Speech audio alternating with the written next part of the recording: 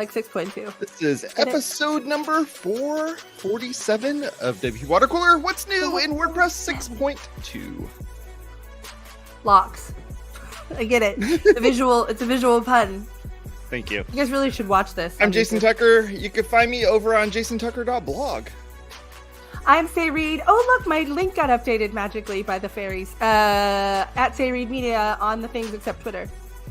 And y'all know who it is. It's your boy Jason Cosper, aka Fat Mulwig, back at it again on the world's most influential WordPress podcast.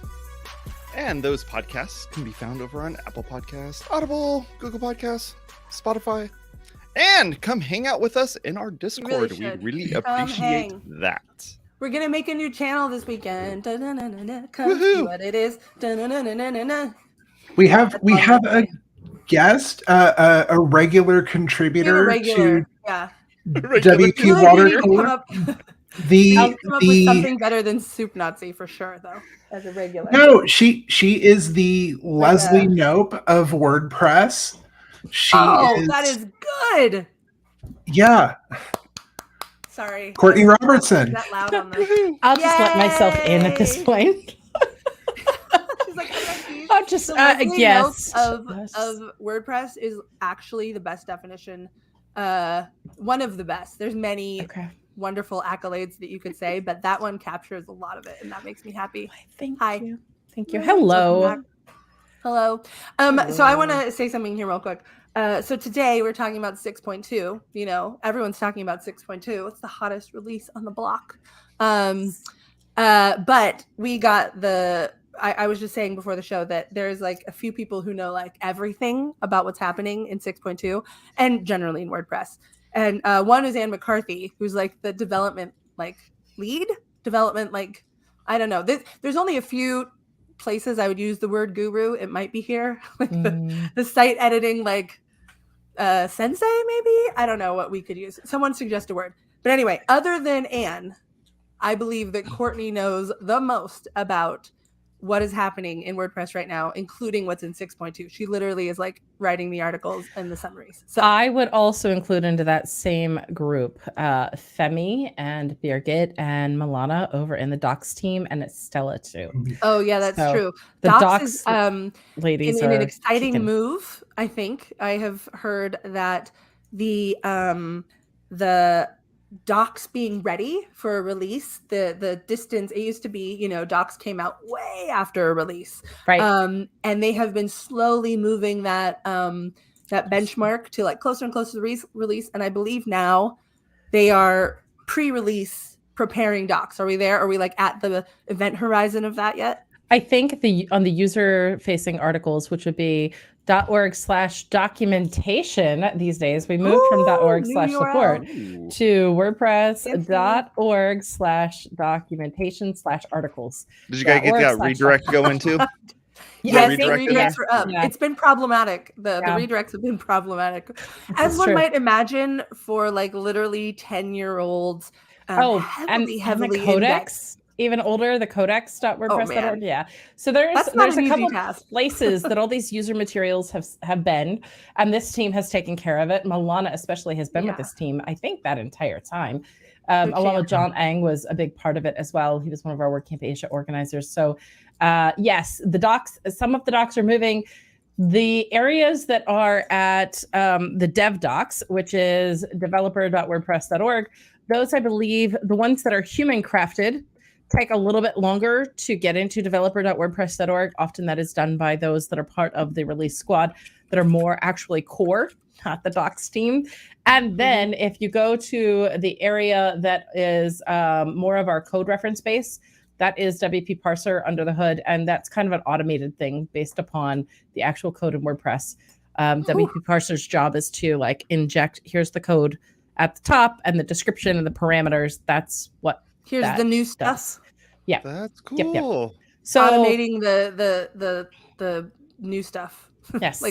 Does it distinguish between big new stuff and little new stuff, or is it all equal stuff? WP Parser is just a lookup of the code. So when there is new code, part of that is defining what that code is by describing it. So if you land in developer.wordpress.org/reference, Under the hood, there's a tool called WP Parser. If you look it up in GitHub, you'll find all the stuff you need to know about how to make WP Parser work.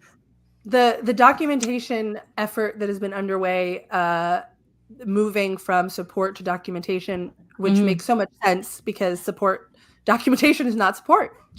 It's just not.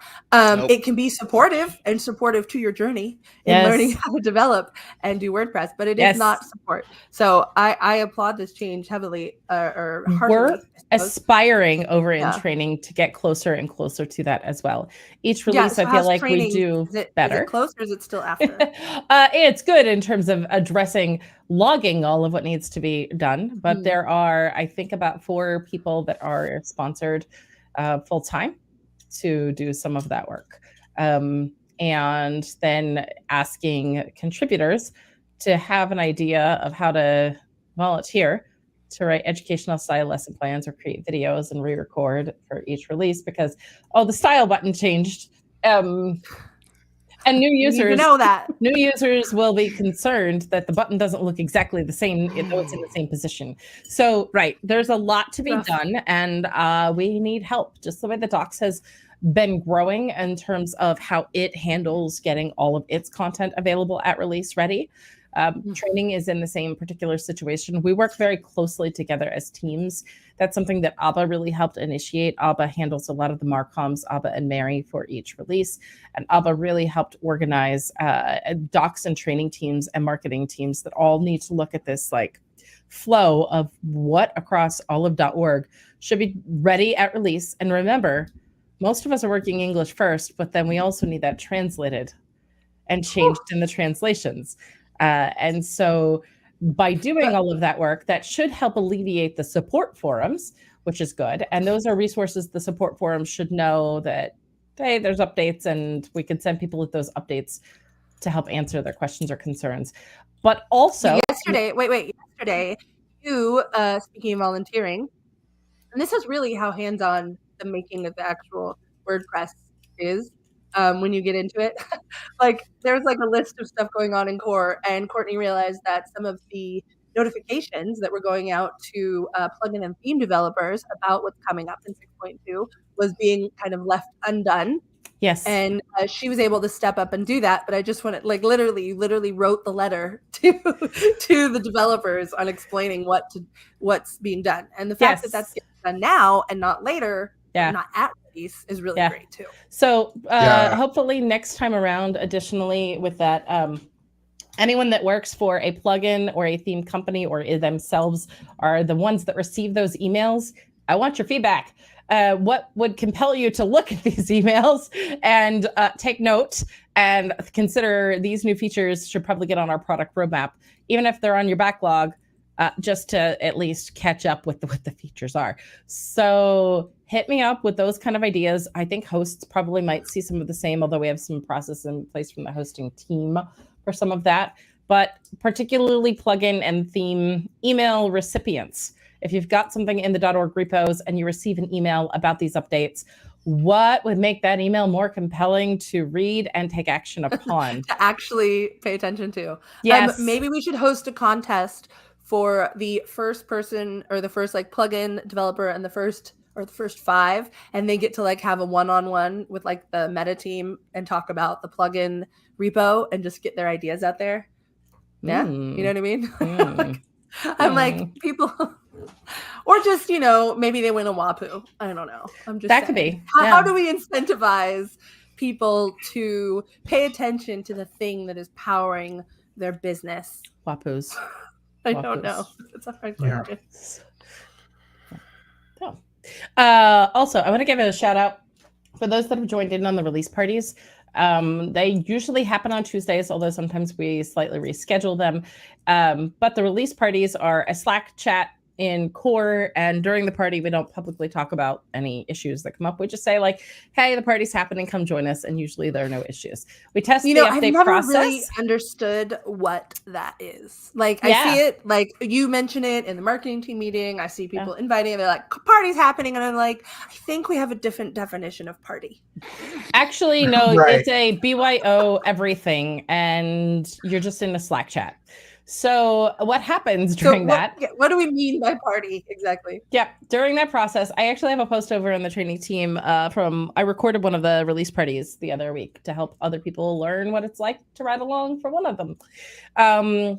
The people push the changes to the beta or RC version, and the zip file of that version of WordPress becomes available for people to download and put onto things and test. And what wait. Is this basically a bunch of people getting a room and going, push the button? Yes. Well, there's multiple buttons to push. But right. Yes, but it can also kind of be like actually. A release party could be like our own. We could pretend that we're at a NASA release party where they send something into space. It's a little less dangerous, I think, but 43% of the internet is still something. So I mean, it's true. And a lot of stuff is set to auto update. So, it's not like it's out there. It is. We need testers, folks. And one of the things that I feel safe in saying is that when I look at how many people that the folks in that particular release party were saying, how many people pulled the beta version of the software to test it out, the number was not at all where I thought it should be. So much less that you don't want to say it out loud? Yeah. I mean, it's still a lot of people. But it's not enough people testing. Not 43% of the internet. A lot of people. Oh, in my job, I am advocating internally, like we need to get people on testing and give more numbers. There are some automated tests, end-to-end tests that devs love to do, but there's also some manual stuff that you don't find out until you go poking things around manually. And I would love to get those same theme and plugin devs to also test. Yeah, and I was going to say also, especially with 40,000 plus plugins and everything else, testing release candidates and testing. Well, I mean, you can test on the betas, that's fine. But I spent a little bit of time yesterday updating. I mean, it wasn't that much time because it was just hitting a few buttons, but updating a number of my sites to release candidate 1 when that dropped. I remember back in the day when Nason and that whole cohort would just be like, I run my site on trunk. And yes, and I think fun fact. Wait. Yeah, the fun fact: the WP Community Collective.org is running on Bleeding Edge release, because I figured if there was any site to put on Bleeding Edge, like why not the one that's literally just text? And also, donations don't actually run off of it. Yeah, nothing is running off of it. So it's like an experimental site. So it's bleeding. It's great. Yeah. There you go. Yeah. I mean, it's the beta testing plugin makes it really easy. You can lock it down to just update to release candidates, and then once the actual version 6.2 ships, then you don't see anything again until the next stage of release candidates comes through for 6.3. Yeah. So makes sense. Yeah, that's even better. Like if you're doing it on something that like might matter a little bit. Like, it could impact something. Like, anyway, there's so many ways to test it. Yeah. Yes. Well, speaking of testing it. Yes. I know you wanted to say something, Cosper. So if you didn't want to say this, I was just going to say, I really want to see this. I really want us to do the live testing link. Please. Live demos are always fun. Live demos on the internet, right? But I just love this because we had the founder, creator of InstaWP on the show, right? Yeah. Vikas, what was the name? His name? I can't remember. Vikas? Yeah, Vikas. Okay. Showed us that, this relatively new technology, and to see it being baked into this process, which makes it so much easier to launch a beta site. You don't even have to do anything on your own sites. Yeah. I just think it's really cool, and I'm really happy that it's that they've made that available. So here we go. Look at it. Yeah, we're going from my purple theme. I've just hit enter. You're watching in real time. Magic login. We could close out this tab. And now I've got a working WordPress site. And we're going to go take a look at what 6.2 is. On beta. You were mentioning the the beta testing plugin that's here. You see it injects a little dashboard widget. The beta testing plugin is one of the few that I have installed. So this link is, I will say it slowly, but it's kind of available through Twitter, and ask me and I'll get it to people. app.instawp.io/launch !T equals beta RC. So every release, when we have a release party, I go update the site that this clones from. There is one site that this clones from, and then this site will expire within 4 hours, like an inspector gadget envelope. You see, I've got a lot of the default dev kind of plugins that are in here. In case you want to make use of any of those, they're already set for you, ready to go, including things like FakerPress and whatever. But the beta tester is really the only one that is on and active. And what that allows us to do is that if I am in tools, beta testing, that gives us some beta tester settings. Now, this should be all configured to whatever the latest beta or RC is, based upon the configuration of this. But I also run a bleeding edge version and a current stable. So I've got all 3 variations that people can use and get testing with things. I have taken the liberty on this to already inject the theme unit test data that has all of the, if you go into posts, it's the theme unit test data that we've had around for ages. So there's a pile of fake posts all ready to go for you. And in media, you can see that the media library has stuff in it too. So you've got a fairly functional website with all the default WordPress things. Make use of this. This is available. Originally, we were gifted this from InstaWP for use in the training team for our online trainings. But given that Vikas has shared that information through Twitter, I'd imagine he's pretty okay, since he's the one sharing it, with a lot more people making use of it. So have at it. And each release party, I will continue to update it. But there's a lot. Did you pick these photos, by the way, in this media library? Some of them are from the theme unit test data. There are 1 or 2, like a lot of these are theme unit test data defaults. 1 or 2 of them came from the WordPress photos library, or there was something else similar to theme unit test data back in the day, but it could have come from that too. So, sorry, not media, appearance editor. Let's go Don't there. Get me started on the media library. Yeah. No, I know the history of saying the media library. So look at the giant header for design. That's amazing. That's new. See, this is what we're talking about. It's these tiny little things. First little thing when we get in here, most of these are going to be, most of what I have time to cover today will be in the user-oriented side of it, which there are very specific test steps for this in the post called Help Test WordPress 6.2 that is on the Make Test Teams site. Devs, you'll want to find the field guide and do some reading. There are links to all sorts of track and Gutenberg issues from this. This is a roundup posts of posts, right? So devs, go to the field guide. Folks that are more user-facing oriented and want to test out user features, go to this article that's about the help test features. Okay, so we have to stop for a second. This is the problem. And I was talking about this in the Slack channel. I think that when you're just like so involved, and I've gotten so much more involved actively just this year because I'm taking on a team rep role.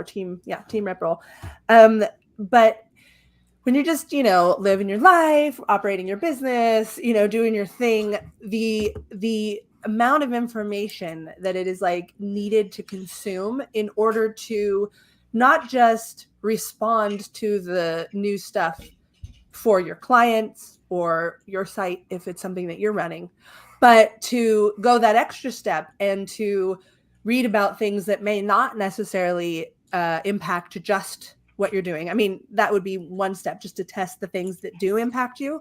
Yeah. But it's so hard to parse, not like the parser, but it's so hard to parse out what all of those things are. And I say that as someone who A, is involved, and B, is a reactor to the releases. Yeah. Like I'm not an early tester. I'm not an early updater. I'm like a 0.1 updater. Like this is just the truth of the matter. Maybe sometimes a 0.2 updater. Yep. I know I'm not alone in that. Yep. And I know that there is this balance between using the software and the building of the software and like, that gap between those things. So part of my mission, and I think we talked about this in some Slack or GitHub or somewhere, is to really make it easier to test, like test one thing, or to, here are the things we need to test in a checklist. So you can spin this up, do that thing, and then give your feedback. Yes. So if anyone's listening, that's what this post is for. That is exactly the things that you're mentioning. I think that this would be the area to focus in on if you're not the one that is digging into the React code of your own themes that you're making or something like that. Then who has the time? Well, and React-based programming might not be for everybody in terms of WordPress theming, and that's cool too. So I would direct people to this particular checklist, help test WordPress 6.2. There was pretty much the same in the demo post that is on wordpress.org/news. That's the replay of the demo that we had the other week. It's out on the /news site. So I would take folks through this, where it walks you through and shows you, here's the thing, now you try it too. How the thing is, don't the things that are in the, it's not the stuff that's in the post. Yes. That stuff feels like it's been tested. Like, I feel like the stuff that we need to test is like the stuff that's not like the main features, right? Like, I'll go back to saying the 40,000 plugins thing. Is you end up with a lot of different variables. So like these are the focus areas. Yes, like that is something that has had a lot of eyes on it, but when you get those 40,000 plus other variables, that's not even taking into account all the themes that are out there, and the stuff that's not in the repo, things like that. Like having as many of those variables covered as possible, still a good thing. One of the things that pushed, we had a beta 5 come out. Hold on, but that would require testing on sites that had, the variety of plugins, and themes installed, right? Also, not just poking this thing right out of the box in a fresh install, because that is really different than putting it on the site. Which is why InstaWP button, you'd have to go install the beta version. But if you use the InstaWP button that you get with a Chrome browser extension, it will launch a site that has that plugin installed. There you go. Or you can testing your plugins individually with a temporary install that has a plugin that you use. Yes. And maybe like importing the data or something and just being like, here's all my data. Oh, where'd Courtney go? she closed herself out of the box. We'll let her back in. You can also do the completely suicidal thing. It's not really suicidal, but you can do the totally wild thing of testing testing like I'm testing, which is putting the release candidate on my personal sites on a few things that are, in some cases, my personal site, just jasoncosper.com, has been running since 2006. Yeah. I haven't updated and put any posts up on it in like 3 years. That's fine.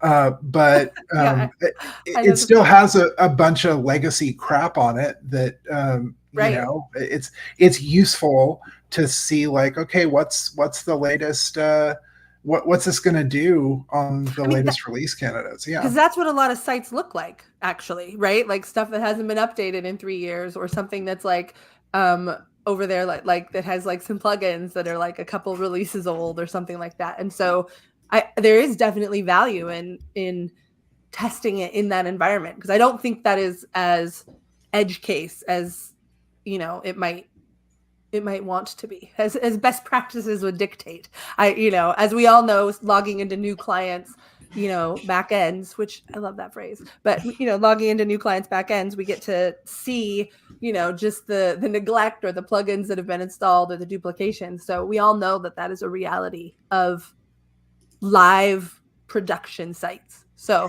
yeah, there's value in testing it on old stuff. So don't update your sites. You heard it here first. Okay, so okay, wait. I also have one more thing to say. Does this not look just like 2010? Because it does. But remember the 2010 theme? Yeah. No. Okay, anyway, go on. All right. So launch into site editor. We see that this is a little different. We don't have the dashboard. You can get back out there with this option or with this logo, your site logo, which that WordPress icon will change to your site logo if you upload one. Both of them will take you back to the dashboard. But what we saw in betas 1 through 4 is that if somebody were to hit the back arrow, there was like white screen of death going on.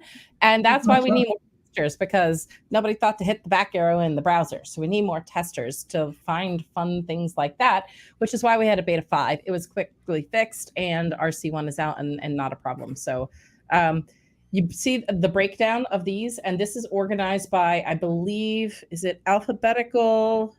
There was some thought about organizing it based on template hierarchy. That was one of the discussions. I don't know. The way that we organize this could be different. So you have to click into one of them before you start editing. You could go in and edit it, and then that way you know that you're in edit mode. Was that some Ajax I saw right there, smoothing it out? Oh, a little bit. Nice.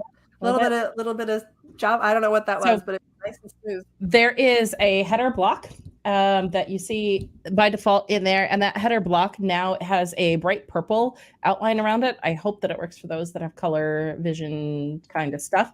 But in that header block, if I were, this is a little bit fussy yet, but if I were to, it's not ideal, we'll just say that. But if I were to toss the header into a group, which I know to do, then I could go over to position and say, let's make that navigation area sticky, because sticky nav bars are what people like. It's a little bit janky this time around, I'll say. They already have a fix in the works for it in the future. So you can make sticky nav bars. Other things that are pretty interesting is that if I go into my, let's turn on style view, the formerly global styles, it's just styles now. We have the style block, or I'm sorry, the style book. Yes, say my words right. The style book. I read about this. Yeah. I haven't seen it yet. So it gives you, there's a navigation kind of thing across the top. It gives you the preview of all the kinds of default blocks that are in here. I don't know yet if plugins that create a block will toss something in here, but this way when you're when you're in and changing your, like, let's go into typography for headings. And if I change the font on that one to something else, then you could see that all my heading fonts just changed somewhere that I can kind of view what's going on there. This is like the style book is like no, it's not. Is it kind of like the customizer in a way? It's like the new, the customizer 2.0, like, because you're changing global styles and you can see it, but it's not on page. So that's, it still holds to the demo of everything. Theme. Yeah, it still holds to the kind of template-y concept, as opposed to, this is funny because it is another layer of abstraction for styling, which is what, in theory, site editor is all about doing, right? Is like putting it on the page. But this kind of like re-abstracts it. Right. Which I'm not saying is wrong, because they also, and I think it didn't come out yet, but the navigation bar with the sidebar. Is that this one? I can show it in a moment. So also in the same kind of area, Mark Andrew likes the style book. That's awesome. So this additional CSS, hey, we can put custom CSS back in here. Oh my God. Yay. This is I have been waiting for this. Yes. Like how I was like, now the other thing, how do we live without this box? Yes. I do not know. That is under the kebab menu. Let's learn our proper terminology. The kebab menu is our 3 dots.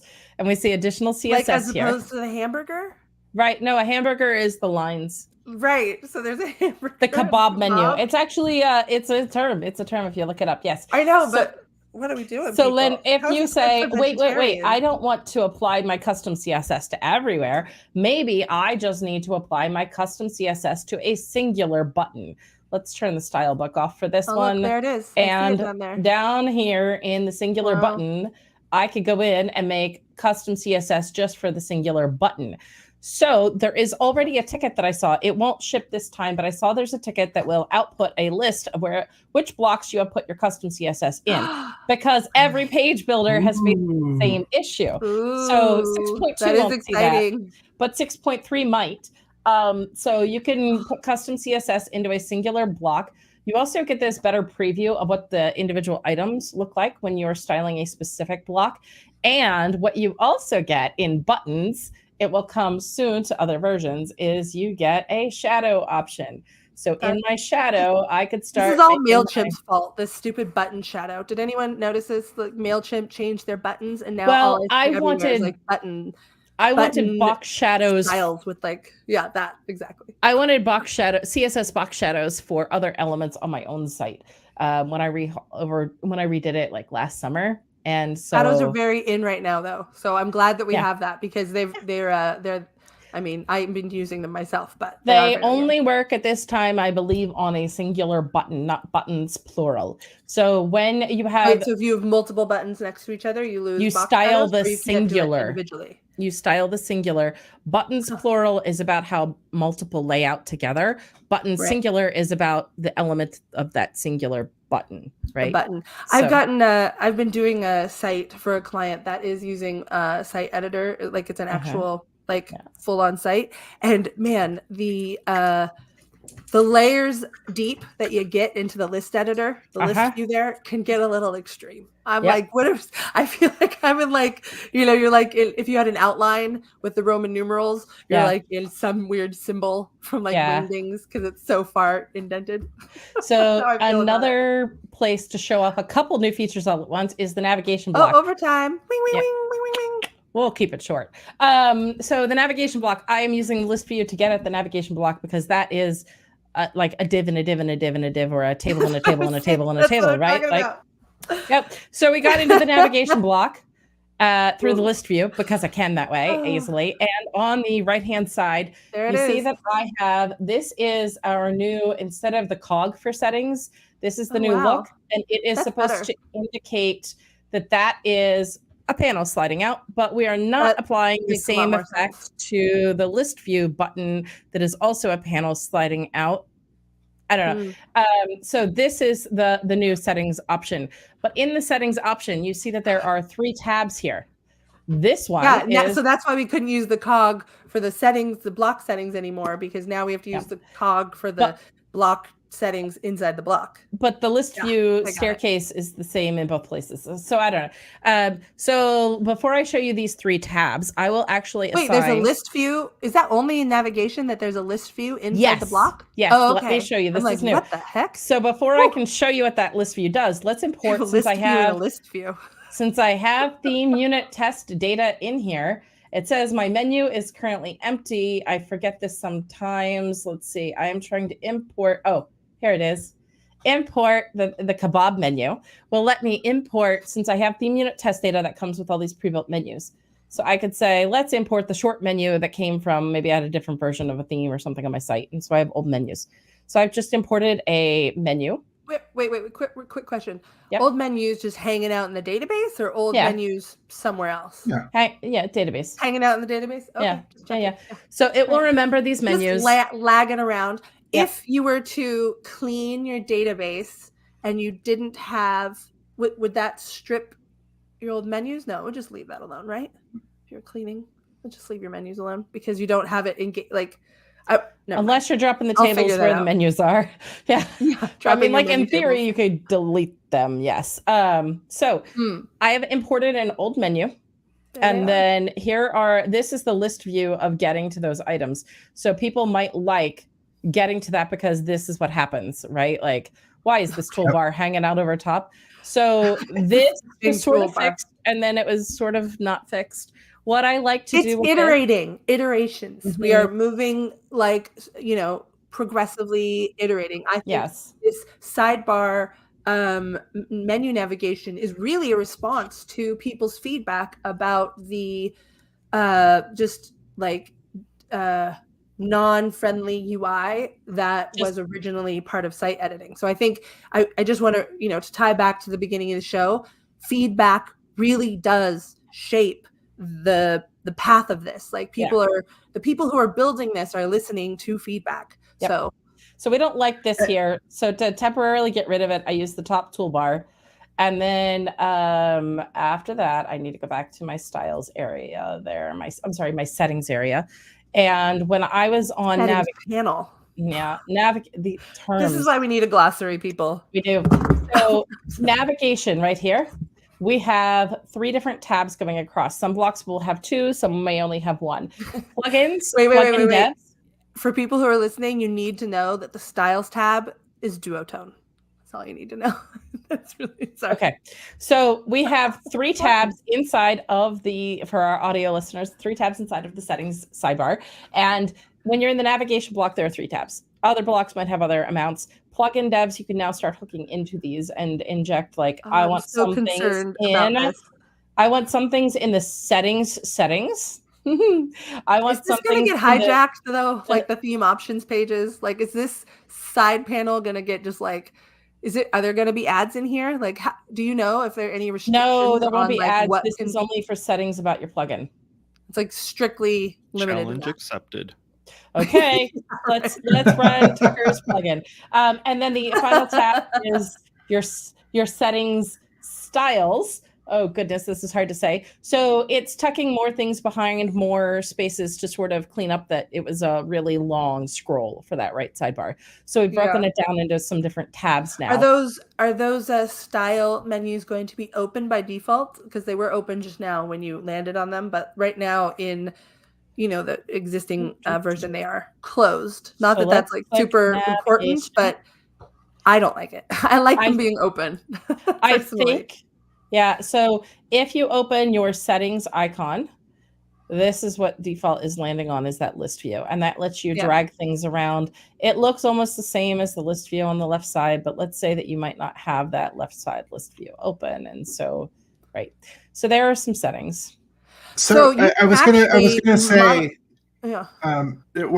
sorry, Say. I was gonna ask Tucker, because I know that Tucker had some complaints about how just a few when he started redoing the water cooler site in Gutenberg. The menus were like one of his biggest nitpicks. Tucker, how do you feel about this new menu or navigation setup? I think it's good. I think it's going to work well. I think the one thing that, and I don't know if we've solved this yet because I haven't played with this version of WordPress yet, but editing a template on a page that you're currently on where the template is being applied to that page, and then you hit site edit, that darn thing should take you to the template so you can edit the template that you're looking at instead of the homepage. I don't know if they fixed that yet, but if they have fixed that, then I'll give them all the tokens. But if not, then no tokens are given, because I don't understand why this logic is the way that it is. Yeah. But here's the thing. We know what template we are on the page. Here's my conclusion of this. Like, this is, I think, really edging WordPress, core WordPress, into legitimate page builder territory. Obviously, there's a lot of add-ons that can involve dynamic content and whatnot, but we're not actually that far away from that. And you can see where it's going. And now we've kind of got a framework for the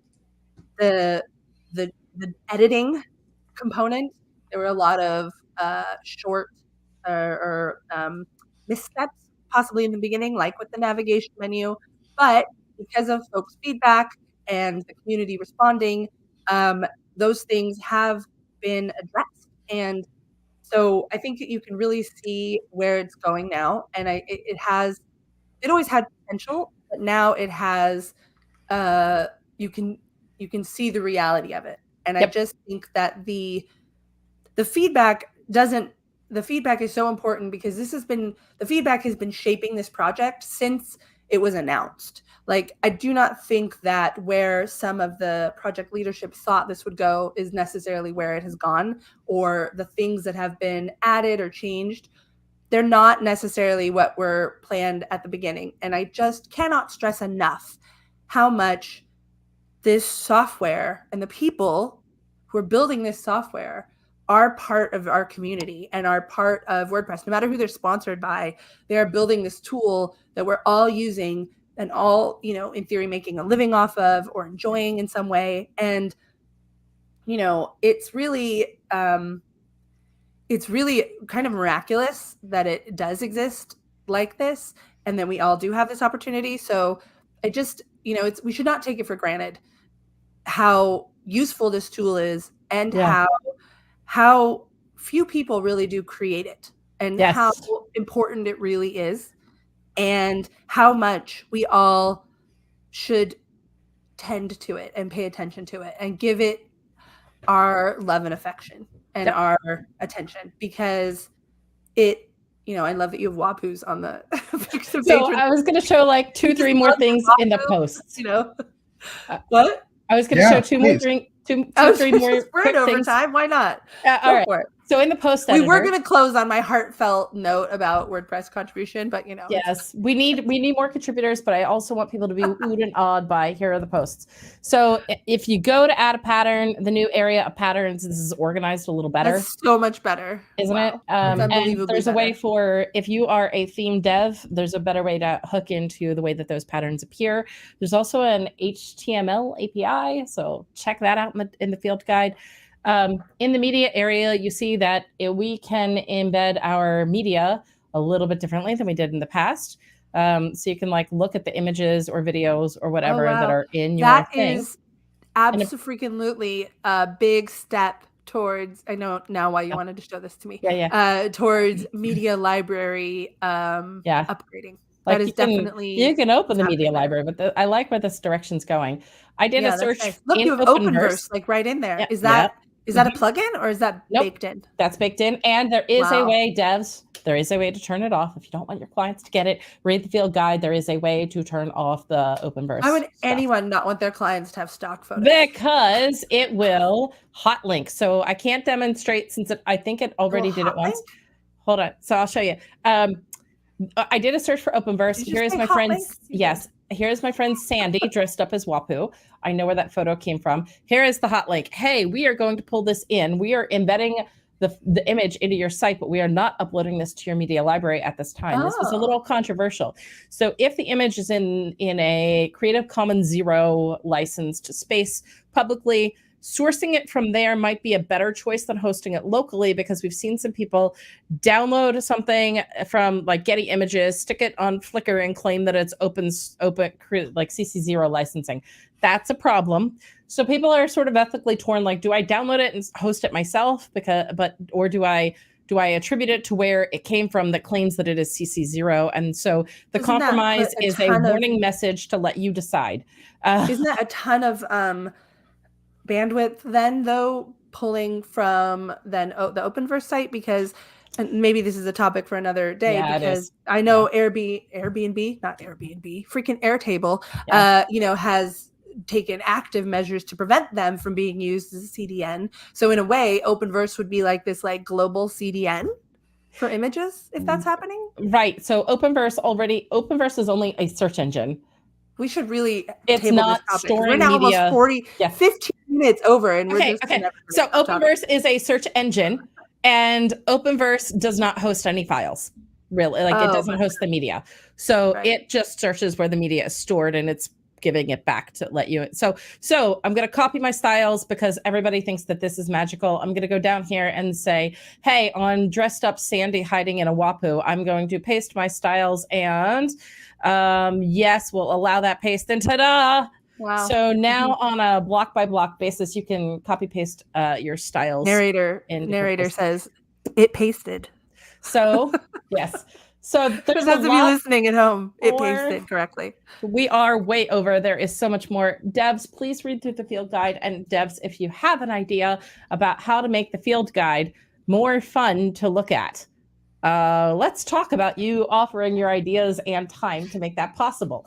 So let's make it easier for all of us to make the product better that we all share and that we're all working on. So that was a lot of the user side of it. We all get hyped about, and then we can all go to the parties. Yes. I'm gonna go to the next party. I'm coming. Okay. I'm coming to the party. That's a lot of emojis. emoji everywhere. We showed off a lot of stuff that's going on around the block editor, around all of that. I do want to give a very brief mention of something that I am ridiculously excited about. That now we have movedir in WordPress core, which only means stuff to a lot of like plugin and theme devs, but also plugin and theme users. Sometimes, especially in shared hosting environments, in places where your resources might be a little constrained, the traditional way of updating a plugin, it copies the files between a directory. It can be slow. Andy Fragan and a bunch of other folks have worked really hard on getting movedir, like instead of copydir, added to WordPress. movedir. So it's a silly name if you have to say it out loud, because it's a technical thing. So are hamburger and kebab, but who are we? Right. What are we working with here, people? But at the end of the day, plugin, theme, etc. updates will go faster when you do and set up like automatic plugin and theme updates. This will make failing back to the old version of a plugin or theme that doesn't update correctly, it will make it easier to roll back to that and not completely brick your site. I am excited about this. It will make the update process a lot more like updating Firefox or Chrome or whatever. It's like, oh, this thing broke. You don't have a non-functional thing now. It's just, hey, this update didn't go as planned. And everything's fine. Here's what you we can put do. It back. Yeah. It's like a chess move. If you're playing a chess game and it doesn't take its finger off of the chess piece until it sees it. That's like, oh, okay, it's good. So then it can still take it back. It's just like that. Everyone got my chess analogy, right? Yep. Okay, good. Sure. All right. So here's the important part here is I want you to give me a 10-second clip where you're going to say something that I'm going to play at the beginning of every show. Wait, right now? We're doing that right now? Give me a 10-second clip right now. No one talk. Mute if you like. I don't know. And then we'll use this later. You are, no, we can't do that right now. We will do that. Oh, we're doing it right now. Live. No, we're not doing it. We're doing it live. now. Let's do this. Come on. We're doing it live. This is about the WPCC? This is about the WPCC. Have at it. I join the WPCC and be a part of the community. Let's fund contributors. WPCC fund contributors. Sweet. Sounds like fun, really. All right, folks.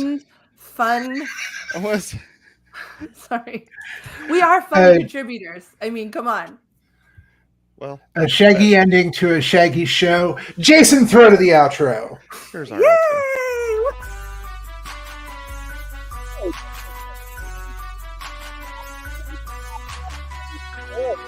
WPwatercooler.com/subscribe and subscribe to this content over there. We'd really appreciate it. You can go over to Apple Podcasts, Google Podcasts, Stitcher, Spotify. You can even watch us on YouTube. We'll see you there. Bye-bye. I'm glad no one's here.